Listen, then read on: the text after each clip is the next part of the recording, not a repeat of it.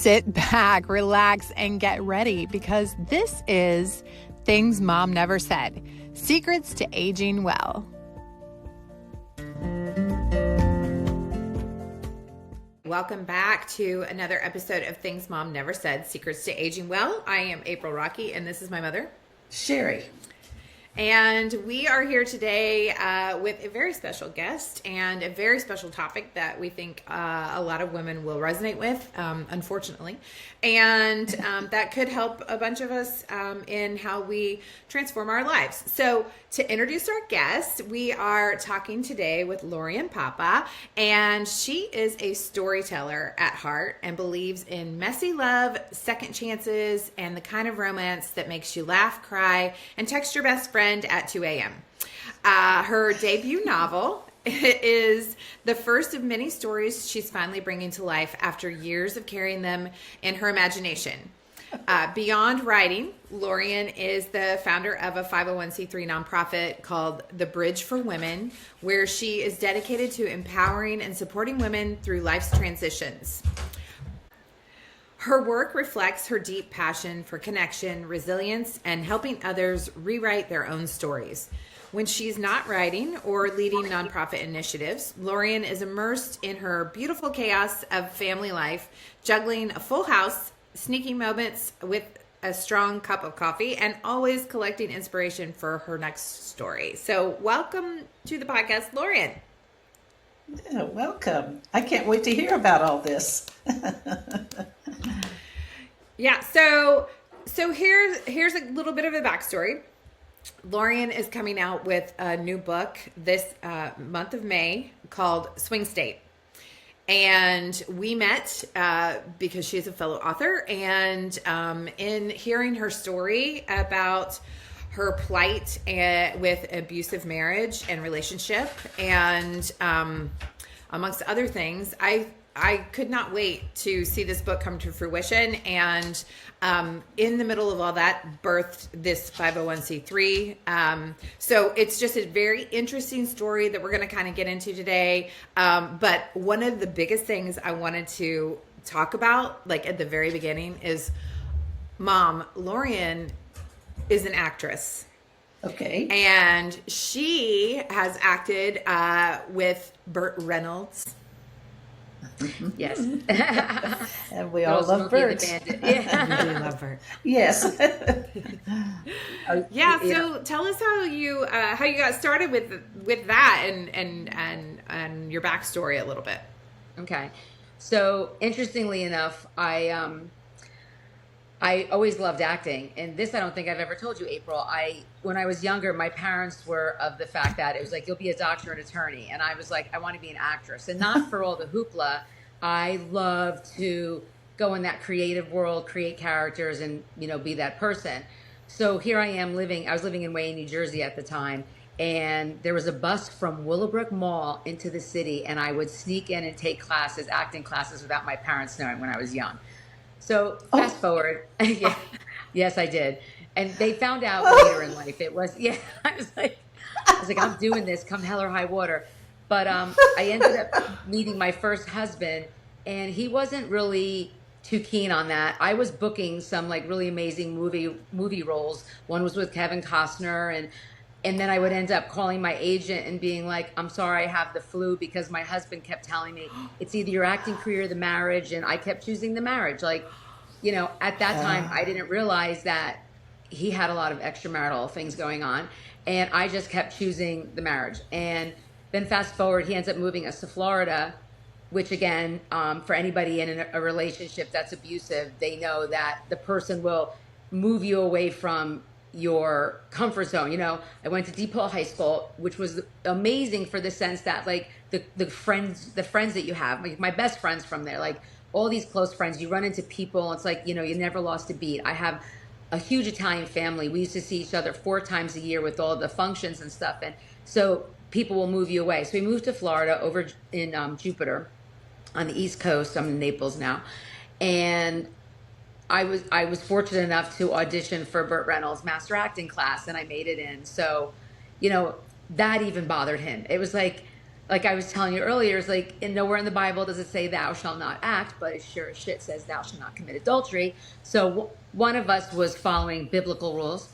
Anyway, it in that was so good for me as, trying to kind of heal a little bit when you're going through things and you're beating yourself up with all the things that was happening in my life. Like that was an outlet. Again, I could create these characters, and it just really helped me to heal. So, and I'm babbling. I completely forgot the question. Burt Reynolds. So that's how I ended up meeting Burt Reynolds. I auditioned for his acting class. I was working on a set down in Miami, actually on an Italian movie set. And actors and actresses will always keep taking classes to kind of just, hone your skills and stuff like that. And I was driving down to Miami to take classes, living in Jupiter, which was about 2.5 hours away, 2 hours away. And somebody down in Miami was like, why aren't you going to Burt Reynolds' place? So I ended up meeting him. And then the interesting thing, talk about manifesting. So when I was living in New Jersey, and I would write stories, because I've always written stories. I just love being in that creative world. I would always write with an actor, actress. So I would keep their voice the same. I would always have someone in mind. And Burt Reynolds was always my dad's voice. So every time I wrote, so here I am living in New Jersey, never thought I would meet him. So then one day we're in class and somebody told him, Burt, Lori wrote a story with you as the dad. It was a movie at the time. He's like, bring it in. We'll do a table read. So the whole time everybody's reading, and a table read is everybody has like a character and like some person narrates it. And he's reading the words that I was like putting on paper. And then The Secret was really, really big at that time. And I'm like, oh my gosh, it's real.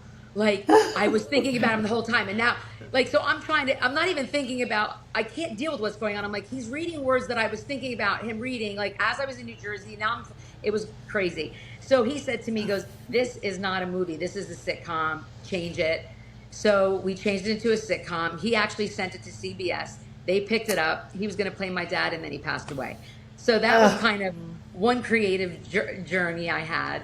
But, then I met my husband, Ken, which actually I always tell people, they're like, how'd your husband meet? And I tease and say that Burt introduced us, because the whole show is about online dating. It's not a reality show. It's a complete comedy.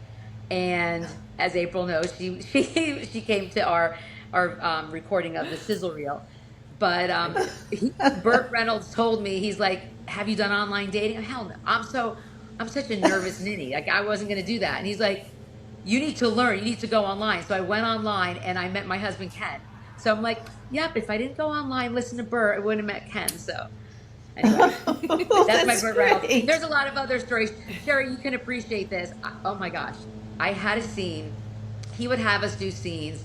And then if he liked it, he would go film it. And then at the end of the year, he'd bring his different agent friends or different people in, and they would do a little like showcase. So we're sitting there, and he would have me do, I love comedy. I just love comedy, my whole thing. I would love to try to get him to laugh. That Smokey and the Bandit laugh, that was his laugh. So, and then the dark stuff, that was easy. So one time he says to me, he's like, we need to stretch you. What's something that is really going to stretch you? And I'm like, I don't know, man. I could do it all. I'm acting all. I'm not going to tell him what it is. So this one tattletale in the class, she was at Starbucks with me, and we were practicing a scene. And some guy walks up to me. Now I'm already, in the process. It was a 4-year divorce. It was, whatever. So I'm considered single because we're not living together for 4 years. So one of these gentlemen that his son and my son played on the same baseball team together, he comes walking over to the table, and real handsome guy. And he was like, hi. He's like, listen, I heard you've been going through some stuff. I would love to take you out to dinner. And I was like, I don't do good with that stuff. So my phone sitting there face up, I pick it up pretending to get a phone call. Like everybody looking at my phone knew it did not ring. I'm like, hello. I waved him and I walk out. So this tattletale that was there. Yeah. Well, because, I didn't know how to act. Believe it or not, I'm so shy, which nobody gets. Yes, I am. So we're at class that night, and this tattletale Lisa ends up telling Burt what happened. So he goes, I know what scene you're going to do. You're going to do the scene from when Harry met Sally. The orgasm scene. From when Harry met Sally. Oh my gosh. Yes. Yeah. So not only that, he invites my mother to the set. Usually he will do it where nobody's there. Half the restaurant was there, and I have to sit there. Yeah, as my Oh, mother sitting on Burt Reynolds' lap, embarrassing herself. Oh my gosh. oh, That's one of my fun Burt Reynolds stories. oh my gosh, I love that. That is crazy. That It is was Oh, crazy, crazy. horrible. Oh oh, my gosh. Oh my gosh. Well, you that's so prob nuts. yeah, and you probably really miss him. He became a good Oh friend, yeah. it You know what? It's appears. funny because two of the people that are doing the sitcom with me, we're in the fundraising stages. So we've been working on this. It's been, oh my goodness, almost 20 years now. And they were in class with me. So we'll sit there and we'll talk about the different stories. And it was such a little close knit group of people that he let in. But yeah, you miss the fact that he was always so encouraging about the art, the craft of it. You know, he could appreciate the fact that we all wanted it so badly, and Hmm. just to be good, you know, to push ourselves, to push each other. So there's, yeah, it's interesting. You think about it a lot. You know, he when you would do a scene and he'd be involved, he'd take a picture with you with him and sign it. And so I have it in the other room. So yeah. Oh, Oh, nice. That's so wonderful. nice. What a great moment of literal transformation, right? Yeah. You're in a place that is not good, and you have this outlet to act and to heal, really. Yeah. And Yeah. then you have this great man who shows you what, love and appreciation and respect is all about. Yeah. Absolutely. I mean, it's unbelievable. And basically, you know, the book was born. So I was telling you this story before too. Um, Over on the other coast in Jupiter, there's a swing community, and driving by with my friend, she starts telling me all the stories about, oh, see those $2 million houses? Oh, those people are swingers. And I'm like, I can't even imagine being in that world where people are dropping keys in a bowl, picking up whoever, and they're going and doing their, you know, hoity-toity stuff. I can't. Everything I was doing to heal was the counselor that I was with at the time was telling me to journal. She's like, you know, it's so important to journal. And I'm sure everybody and their mother hears journal, journal. But when you're with an abusive person, the last thing you're going to do is put all of your, I'm scared to death today. He said this, he said that in a journal. And then he finds it. And then you have to try to talk your way out of it. Oh, I wasn't talking about you, whatever. So I was like, what I'm going to do is I'm going to hide behind my book and make it look, cover spine. All my deep dark secrets is going to be fiction. Different names, different people, but if he realized who he truly was, he would have been able to tell it was him I was talking about. So in the book, driving home, and I'm thinking to myself, that is something he would do. He would bring me to a swinging party and not tell me. And then I started reading. And it was funny. My husband and I current nice husband, we're sitting here watching TV one night, and he's watching the news, which I pretend to watch with him. I'm always writing and doing other stuff. I don't like the news. So I find this old book that I wrote so many years ago, and I'm laughing. And he's like, what's so funny? I'm like, this chick. I'm like, holy crap. I wrote this book so long ago, and this is actually funny. I don't mean to sound, I'm so great, because that's the last thing I think. But I was so But you are. surprised. Like, I was thinking it was going to be like, oh, woe is me. Oh, blah, blah. And yeah, and it was pretty funny. So, talk about manifesting again.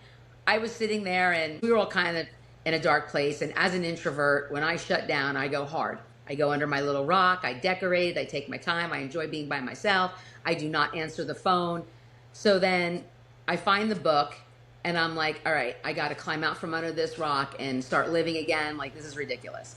So my friend sends me this thing, and, I have a couple friends who are always encouraging. April, you've been one of them. I call her a boo-hoo. She's like, get out of it. No, you're very kind. But I realized, like, okay, I'm sitting here praying to God, and I know God's like, okay, there's not much I can do to help you if you're not going to leave your couch. Like, it needs to be some action. So I'm like, all right, I got to answer the phone and start doing things. So I'm like, okay, God, I'm giving a list to God now. God, I'm going to write a book. It's going to be a bestseller. And I'm writing all these notes. And my phone, I put the pen down after bestseller. My phone rings. It's Barbara, our dear friend. She's like, what are you doing? I said, I just made a decision. She was all proud of me for answering the phone. I just made a decision. I'm going to be a best-selling author. She goes, that's so crazy. I just met somebody that's looking for somebody who has a romance book that she wants to publish. So now I'm like, this manifesting thing again. I'm like, are you freaking kidding me? And then, because God decided to be funny, hold on. She puts her on the line. So, so this was born. I just got it yesterday. Anyway, Oh my so gosh. that's where that came from. Then the crazy thing is, again, people who don't know me, I am so freaking vanilla conservative, which when you read the book, not if, because I'm manifesting, when you read the book, it's you can kind of tell that it's who I am. I mean, people who know me can totally see me in the pages. I didn't hide real well, but it's funny because like I'm sitting around this table and I'm with all these older people. One of my older friends brings me out to dinner, and there's a guy, I think he was 85 years old, he said. And she's like, oh, Lori is becoming a published author. Ask her about her book. And I'm like, shit, this isn't the part I thought of when I was going to write a book that has swinging in it. Like, how do I say, Right? yeah. So It's not me. yeah, no, right? I'm like, okay, you know what? So, well, it's a book about swinging. Never done it. Just really good imagination. Google. Oh my God, I was so embarrassed. Like, and it's like, yeah, I shut the table up real quickly, but so now I'm having to deal with that. So, listener, the book is called Swing State, and it's out on May 11th, and you can get it right now on Amazon, Barnes & Noble, any of your booksellers. Oh, great. It is a kind of comedic exploration into abusive marriage, which is very odd to have that all in one sentence. Yeah, it is. But I think I started sharing with you, like, I wanted to act. I wanted to get my sitcom on, still working on it. Still want to get my sitcom on the air. I wanted to have the book, all to give me a voice to let people know it does get better. It takes a lot for a woman to leave a relationship. You become so conditioned after so many years, and you kind of don't even know how you arrive there. It doesn't happen overnight. And no woman calls it abuse. Like, that's why it's so gentle to say, I noticed your husband's not that nice, because if somebody tells you you're in an abusive relationship, you're telling them all the reasons why you're not. And it's almost like, I think you're reinforcing in your brain that it's not happening. So it doesn't end up being a good thing. So when you just say, hey, I noticed he's not that nice, and you kind of just, it's almost like it gives them permission to go, okay, you noticed that. Well, yeah. And then you can kind of start talking about it. And I remember I was talking to people I barely knew. My parents' high school sweethearts. Amanda, my co-founder with The Bridge, her parents are high school sweethearts. So it's like, how could I have been so stupid? Like, I watched this amazing love happening right in front of me. I did not pick the right person. So oil and water together. And it's just, it's hard when you actually realize, like, you're sitting there in the middle of the night and you're playing back the last day, the last week, the last month of things you've said, things you've done, trying, like, is he right? Am I that dense? Am I that daft? Am I uncaring? And just kind of thinking that all the words he's saying, it's possible that it's true. In the book, I actually don't get that into how dark it had become, because I do have 2 children with them. They've forgiven their father, which that's very healthy for them to be. There's no judgment there. I am still healing, like, my husband's Italian, like, he'll talk with his hands and I'll walk behind him and I flinch if he gets close. Like, there's just so many triggers that still happen. April, you've talked to me about, I do get triggered a lot. I'll bring these people into my life that I still allow to treat me that way. And right away, I just go into that people pleaser mode, don't really stand up for myself. And you, like, kind of, that's what the book's about. And the book's just about how she finally does get some strength to leave. And then some fun things happen along the way. So, but I do believe, again, the sitcom, it's a sitcom. Like, everything I do in my life is with comedy. And when we were talking about The Bridge and how we can help, we're not a shelter. All we are, it's kind of like AA is for alcoholics. It's people who have been through it helping. So we're having survivors helping people that they could just even be thinking, is something off? It doesn't mean that they made the move, they did anything. And what worked for me was my writing and my acting, and then the communication. So the programs that we're building is, one of them is called Word Set Free, where we're going to be we're reaching out to different shelters. We've already talked to some of the shelters and they're super excited about it. Our 501c3 has been approved, so we're super excited. Where the first book we're going to do is my book, where I'm going to go to the shelters, and we're going to, we're raising money to donate these books to the shelters for the gals to read, and then we'll kind of do a little book club thing. And then, I'm going to explain my journey, how it was part of my healing process, and that anybody that's interested, we're going to have them, write a chapter and then create an anthology with anybody. It could be fiction. It could be, they could use their own names. They could not, they could write their stories and then not add it to the book if they want. The other one we have is called Curtain Call, where again, my acting helped. So it's helping women find their voice all through just doing different characters and different scenes and stuff like that. So we have that whole curriculum built out. And then the last one is called The Covered Bridge, which, when you're crossing the bridge, it's covered to protect you. So the Covered Bridge is basically, it's going to either be in person or on Zoom. We're having both of them, where people can sit around and just have an open forum of hearing people talking if they want. And that's pretty much it.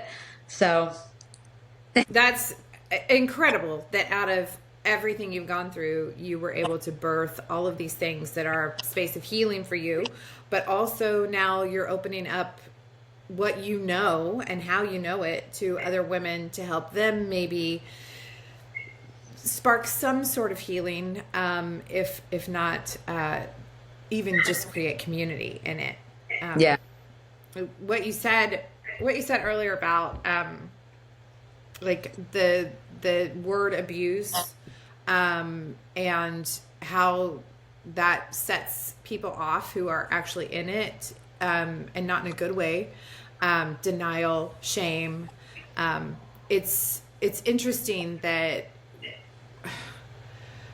we get into a place where we internalize and we shame ourselves so much for the, I should have picked better, I should have known better, I shouldn't let this person do this, and we get into this ball that emotionally is so hard to get out of, and it takes something to spark a movement.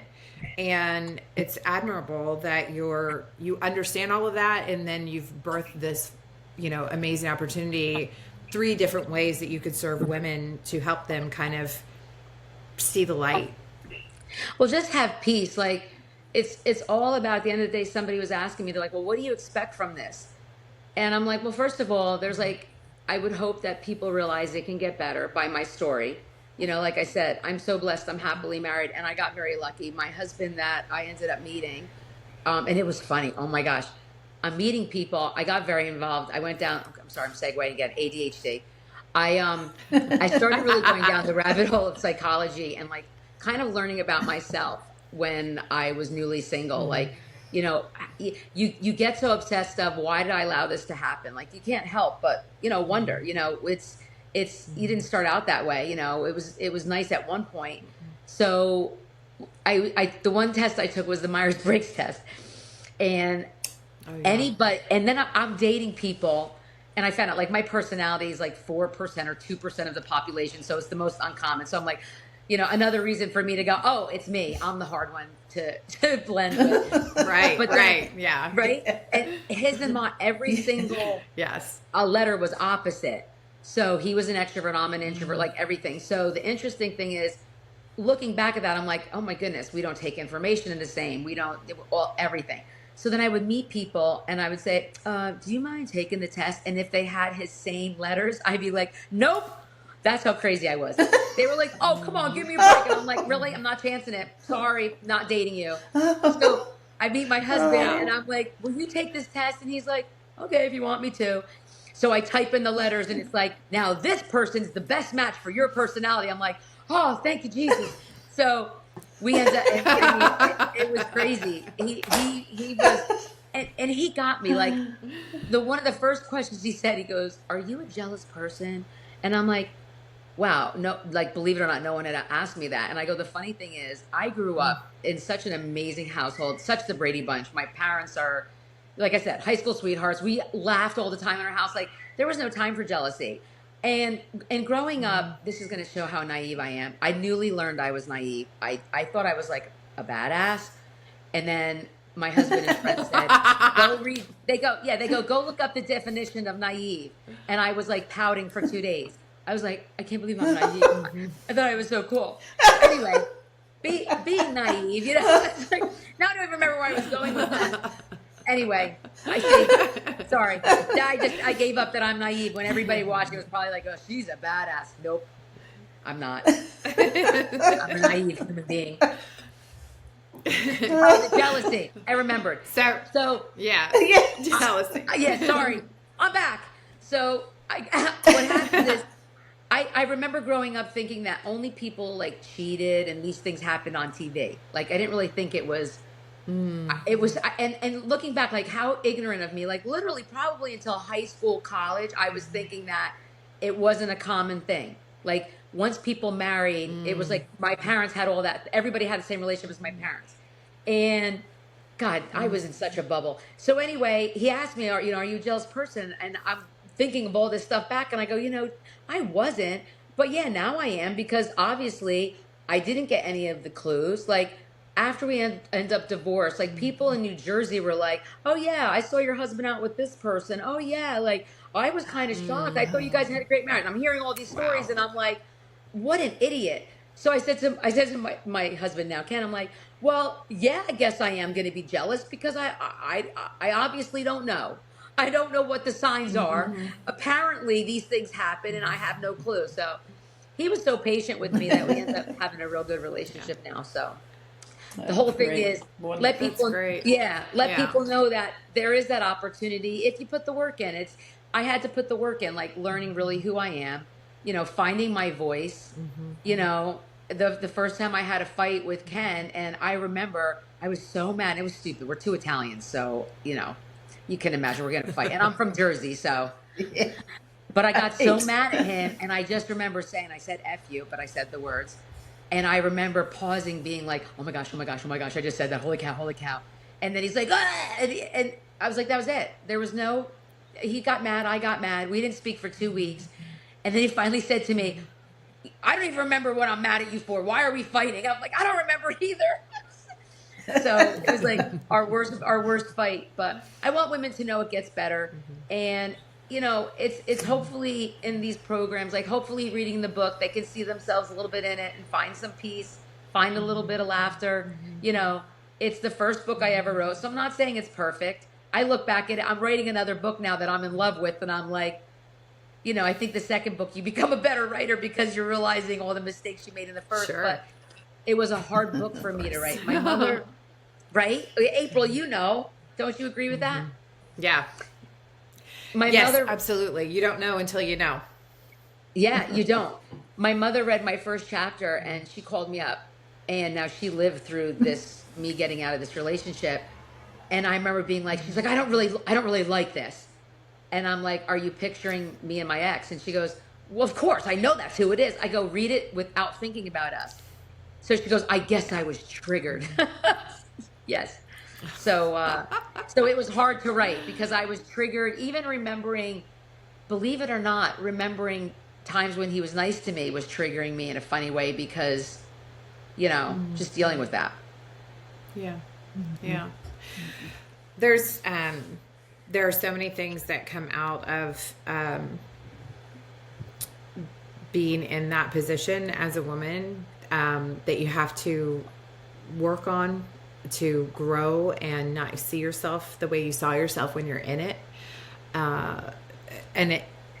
For me, just listening to your story and having you talk about, all of the things you did as a result of, when you're in an abusive relationship, you feel so small and you feel like nothing's possible and you feel like no one sees you and no one understands. But taking that pain and taking that smallness and that shame and then transitioning it into where you are today, that's the empowering piece of it. Everybody's situation's different, but growing from that and like pushing yourself to see how it's not you, it's him. Yeah.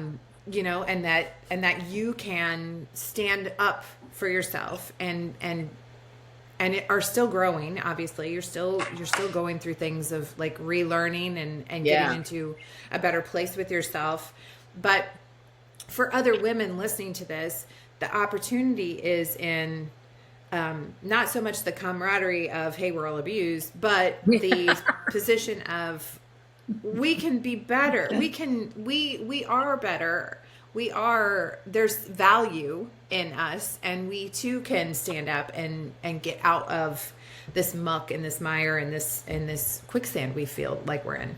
Yeah, it is. It's so hard. I mean, and the interesting thing, again, like for those who know, I even think in the acknowledgement, because I remember, and talking with the publisher, she was asking me different things about, why I didn't end something here or why I did that. And I was like, not everybody's going to understand. Like, some people are going to judge, but the people that can relate to what I've been through are going to understand why she ended up making some of the decisions she's made. And that's the whole reason I wrote this book, is for those people to be able to know that somebody can relate to what they've been through. Because it's hard. Like, you wake up in the morning and you're wondering, like, okay, what kind of mood is he going to be in? So you're making sure that, I mean, this is my life. The house is perfectly clean. You're doing your job, volunteer of the year. I'm taking care of 2 children, and then he's coming home at night, and the same thing, like, okay, what kind of mood is he in? And like the anxiety of knowing it's getting close to him coming home, and is he going to be in a good mood? Is he going to be in a bad mood? Did I do something that, like, replay my day? Did I do something that I'm going to get in trouble for? You're an adult and you're wondering if you're going to get in trouble for something. So growing up, we would be like, everybody wants to be a papa, and like, not arrogant. We used to have fun with it as a family, being like, we're so awesome. We're great people, and I'm like, where did that person go that was so full of like, just loving life? Confident. Yeah, and confident. Yeah. Okay, maybe not always confident. It wasn't, the interesting thing is, it was just being in this place of being happy. So I wouldn't say, like, it's interesting because I wasn't always confident. I was always a little chubby, and I didn't love being chubby. My mother was tiny. My mom was like this 5'2" ballerina. My dad was this 6'4" football player. So I got his girth and her height. So God, yeah, he's really funny about that. Gosh. Yeah. And then my brother, this is my brother's compliment. I think it was my brother Mark that said this. He goes, well, Lori, just think about it. You're funny, you're nice, you're pretty. He had to give you a little chubbiness so you wouldn't be cocky. Oh, thanks, Mark. Yeah. So, again, super close with my brothers, like, this great family. And it was just, I just remember, like, just enjoying life. You wake up in the morning and everything was great.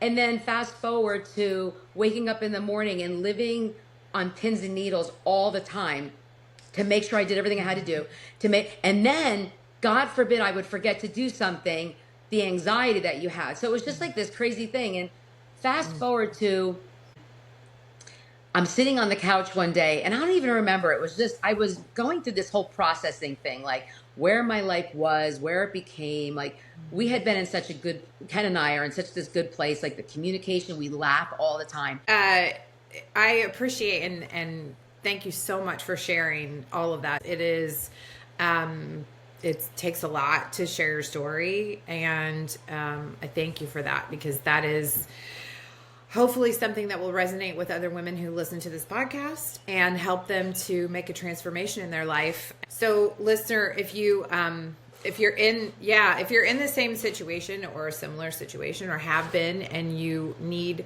community, or you are looking for a way to process and just need that outlet, then Laurien's 501c3, her nonprofit is where you need to go. And so if you want that information, it is in the notes to the podcast, and a link to the website there and how to get a hold of them. The name of the nonprofit again is The Bridge for Women. And if you need help immediately, go to your local shelter.